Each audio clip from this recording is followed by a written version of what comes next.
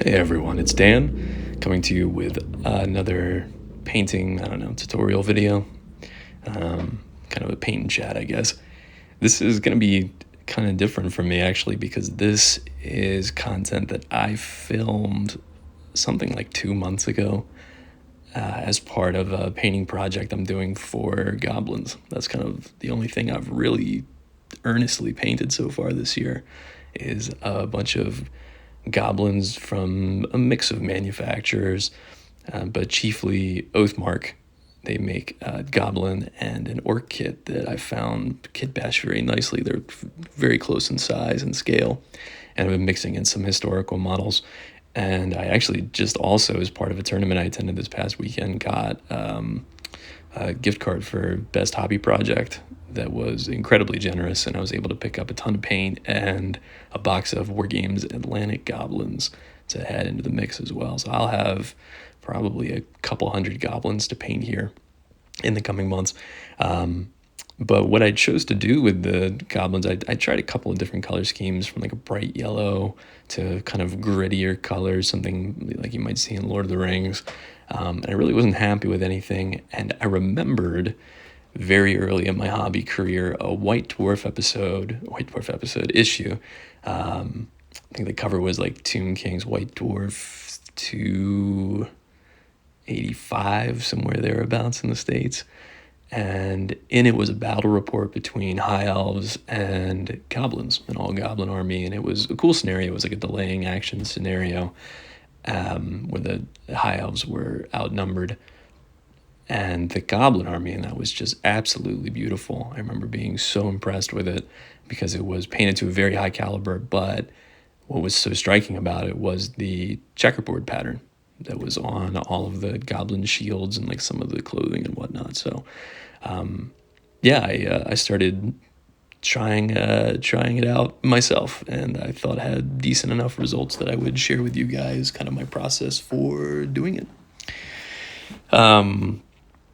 So what you see me doing here, you can see there's a couple models behind my hand there that are in various states of the process that I'm working through right now on this model.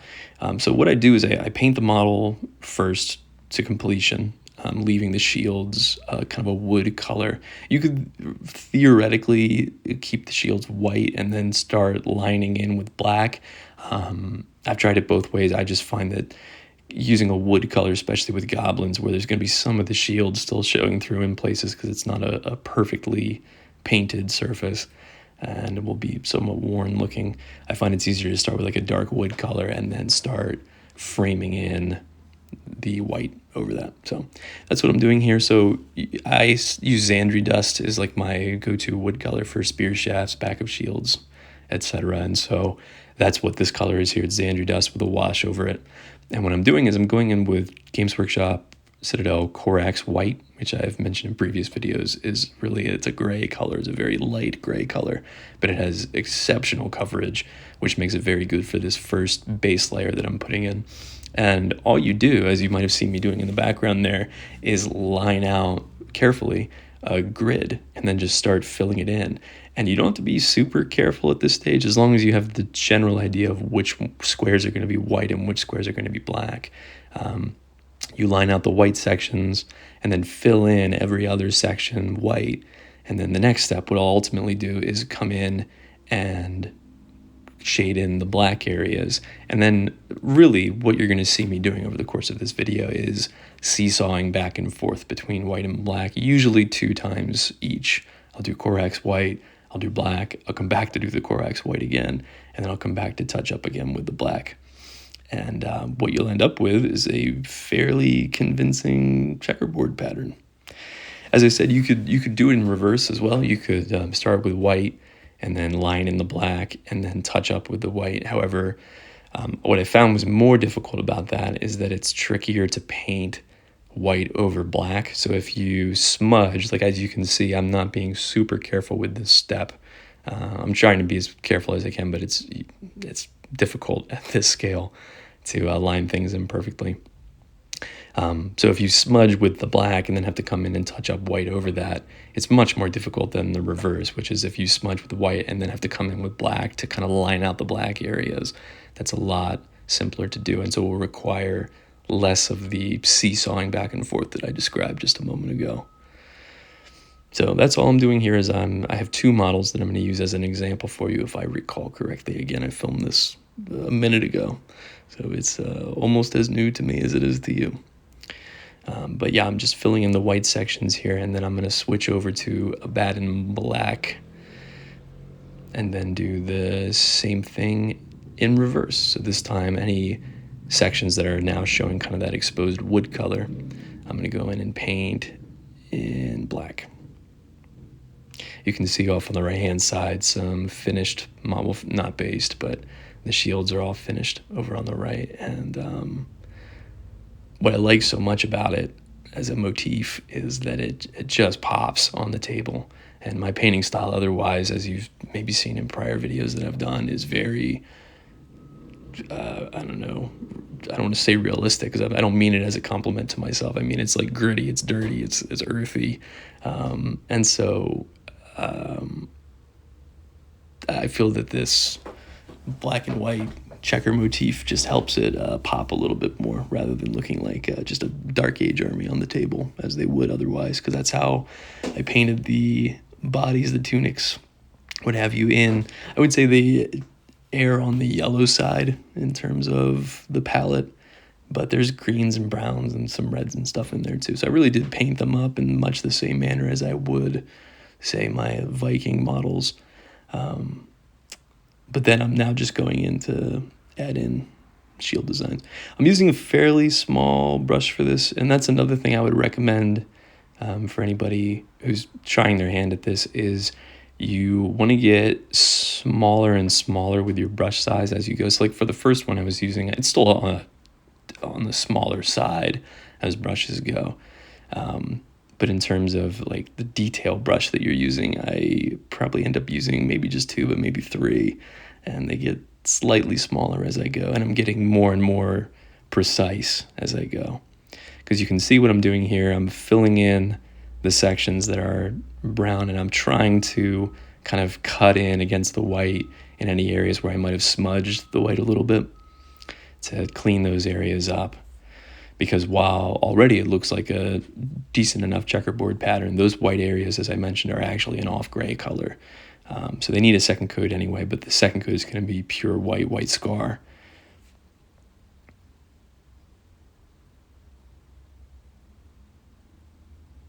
Some of the skin tones on these models were actually painted with contrast paints. This was my first foray into trying contrast with my dipping method that I've been doing for a couple of years now, and I like the results, especially with the goblin skin, because it allows me to do lots of different skin colors, from yellow to brown to very bright, like kind of sickly green colors like on this guy, to darker green colors. There's a lot you can do with it,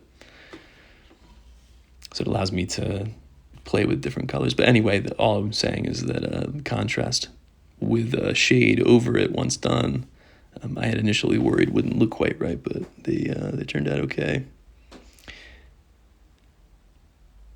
At the end of this, what we'll end up doing, the very last step, once I've finished kind of coloring all of these shields in, is I'll go in with a wash. I think I just use my normal like Seraphim Sepia Agrax Earthshade mix, but you could use Agrax Earthshade. So what it'll do is dirty the shields up a little bit. I don't wash the entire thing like you're dipping the model, essentially, right? I just, any areas that are touching metal especially, I throw a wash there, which helps to blend it out a little bit, especially any areas that like look kind of rougher because maybe I didn't cut it in quite as nicely as I should have. And especially for something like a goblin that shouldn't have a pristine looking shield, I think that it helps with the effect overall quite a bit. You can see too, one of the things I really recommend if you're attempting this yourself, is that you rotate the model in your hand. You don't want to be trying to fill in these black or white sections from one direction. I find that pivoting it in my hand helps a lot, because again, you're trying to, especially with some of these rounded shield shapes, and a lot of these shields, especially the Oathmark ones, are irregular designs to like a crescent with a spike in the middle. So it's not like you can just go through like you might on a flat surface and just paint straight lines right there. They're actually, in a lot of cases, somewhat curved lines that you're painting here. And so as a result, it's much easier if you're hitting it from different directions to fill it in a way that's neat. But I should emphasize again that the goal of even the second coat is not to get it to look perfect. It's just to kind of roughly get the shapes correct. You want to know where the colors are going to be relative to one another. So that's why you can see that not at all am I trying to get perfect lines right now. I'm just trying to block in the colors. Because then what I'll do next is come back with white scar, pure white, and cut those lines in too, and make them slightly neater every time I alternate back and forth. You could, if you don't have Corax white, just start with pure white. Even if you're not starting with an all-white shield and going black to white, the black to white, you could start with a wood grain and start with pure white scar if that's all you have. It's just probably going to take an extra coat beyond what I do here, just because it doesn't have the same covering ability that Corax white has. I used a lot of different shields on these guys, which mirrors nicely the fact I think that I used a lot of different manufacturers for the Goblins. Again, ultimately I'll put in some War Games Atlantic stuff too, but you can see on that guy, that's actually a Victrix historical Roman torso that I kitbashed with an Oathmark model. So there's a variety of bodies, heads, weapon types, shield types. I just thought it looked appropriate for Goblins. So I misremembered. It's actually 3 models that I'm using as an example here that I'm hopping back and forth between. I think I deliberately chose a couple of different shield types just to show you that it doesn't have to be done on a flat surface. You really can do this on all different kinds of shield designs. And so, yeah, as I've been alluding to, I'm hopping back to pure white. So this is just white scar, so you're going to see me again rotating the model in my hand. I'm coming in and really just being a little bit more careful than I was last time, right? I'm trying to fix, in addition to covering the areas in white, I'm trying to fix any issues that I created when I was painting the black layer.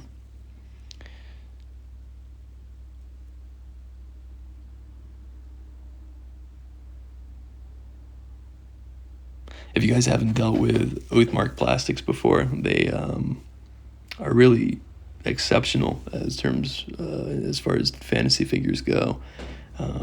They got great variety. One thing that kind of irks me with some plastics manufacturers is that the kits won't always allow you to equip everything the same way. So you might have like a box of 30 miniatures, right? And only 20 of them can be equipped with bows, or only 15 can be equipped with spears. But all of the Oathmark kits that I've encountered usually allow you to equip them at least 3 different ways. And in all instances that I've run into, you can equip them, all models in the box, in that way, which is, I really like that. I like that philosophy when it comes to putting boxes together, but also it means for this project where I'm doing just tons of kit bashing across ranges, it gives me a tremendous amount of bits to lean on, which is why you see a lot of different weapon types within this unit, and allows me to do things like take a historical plastic model like a Dark Age Viking torso and add some goblin bits to it, because the Oathmark boxes that I picked up just have so many excess bits left over. It just allows a lot of creativity that way.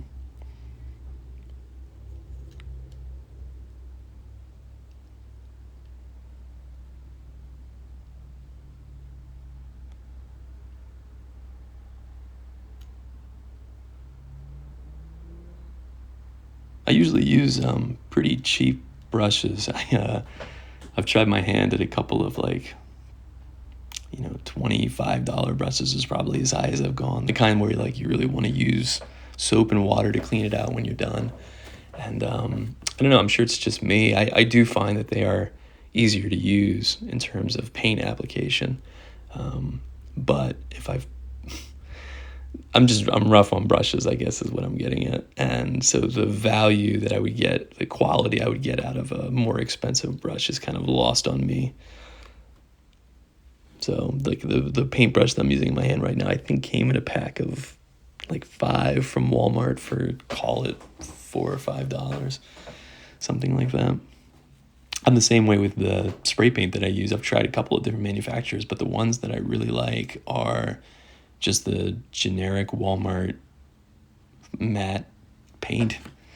I use white or black depending on the project that I'm doing. But I've never had any issues with that, other than like the nozzle clogging, right? And then you have weird spurts that will come out, but that's not unique to cheap spray paint.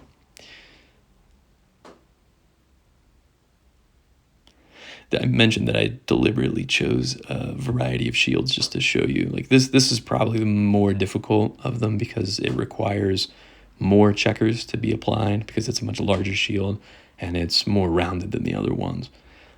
So as a result, at the edges, especially, you're painting almost at an angle compared to the surface toward the center. So that's why I really emphasize, one, to demonstrate this is doable. You can do it really on any shield.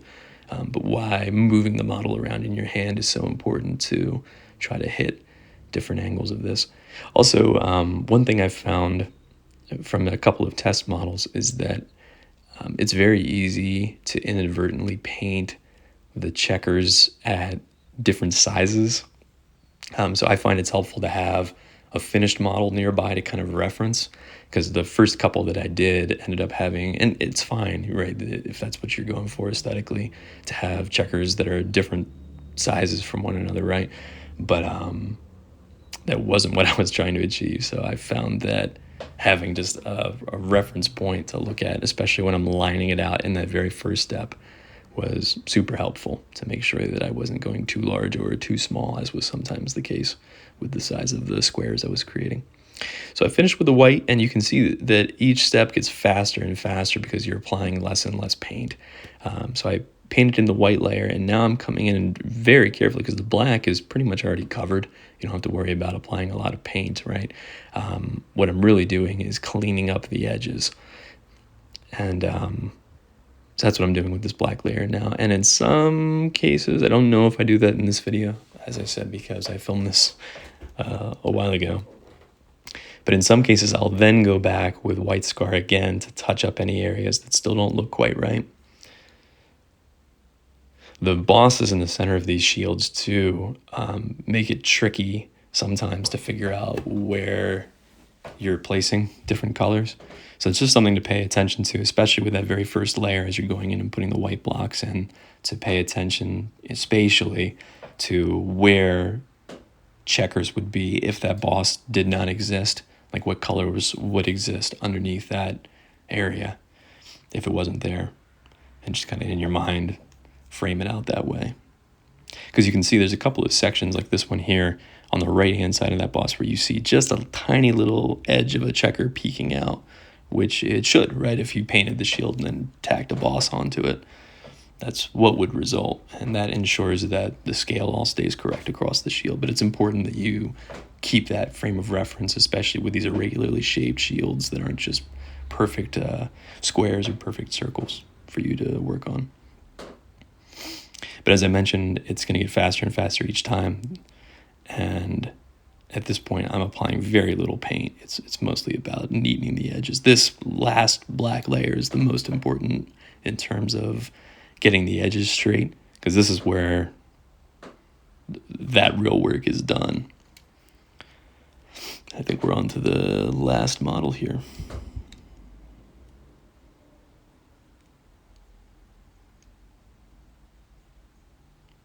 So as I said, you could theoretically do this as many times as you want. Just keep going back and forth. And every time you do, it's going to get neater and neater. It's just all a question of balancing that time investment with results, because you're going to, due to the fact that, as I mentioned, you are painting less and less each time, the tightening of the lines is going to be less and less impactful with each pass that you do. And of course, you're building paint up every time you do this. So I've found that two applications of each color is correct for me, especially for goblins. But certainly if you're painting this on something like a Space Marine, maybe you want it to be a little bit neater. Maybe I would even at that point go one more time each. Like from here, I would go back to white scar to tighten up the edges a little bit more, and then go back to a bed in black one more time to make the edges even neater. It's totally up to you. And you could then theoretically do something like apply, I think a gloss varnish over this would look pretty cool. In my case, as you'll see in a moment, I add just a wash of Agrax, like I mentioned at the beginning of the video. It just depends on the effect that you're going for. You could also do this, you don't have to do this with white and black. I've done a variant of this with some Skaven models, using not only red and white, like a dark red and white that looked okay, but I did triangles instead of squares. And the way that you do that is exactly what you do here. So yeah, you can see I'm going back in with just a little bit of touch-up work here on this shield. To do triangles, you would line it out in the exact same way, creating squares, but what you would then do is create a line going through at a diagonal to essentially turn each of those little squares into 2 isosceles triangles, and then just paint it in the exact same way. Right there, you're going through and oscillating back and forth between, in that case, when I did it was white and dark red, but you can do black and white, you could do dark blue and white. The only thing that's important is that they're contrasting colors. So you could even do it with, like, say, yellow and dark blue. It would work just as well. A little more like a Harlequin.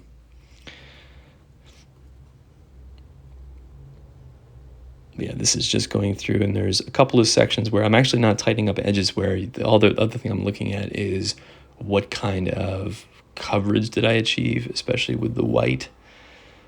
So that's what I'm doing, is I'm going through and just making sure that there's no gray or wood kind of coming through in some of these squares here.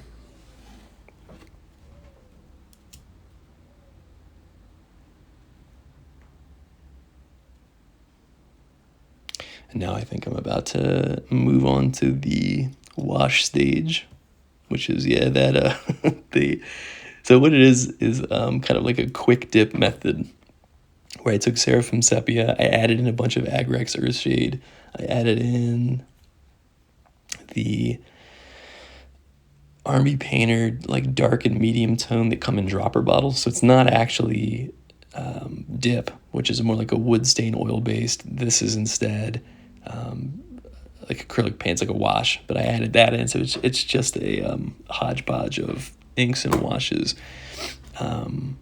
But what happened is I tipped this paint pot over at some point. I threw all these mixes in, achieved the blend that I really liked, and then those tall boy wash canisters that Games Workshop sells are really prone to tipping. I don't know if any of you have run into this before. Maybe it's just me, but I did it so many times. And with this one, I was so angry because I had put so much product into it and then just spilled it out all over my table that I ended up super gluing it down onto a 40 millimeter base to make it less prone to tipping.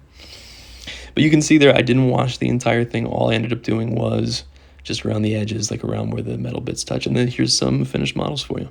So that's, I guess, going to be the end of the video. So happy gaming, everybody. See ya.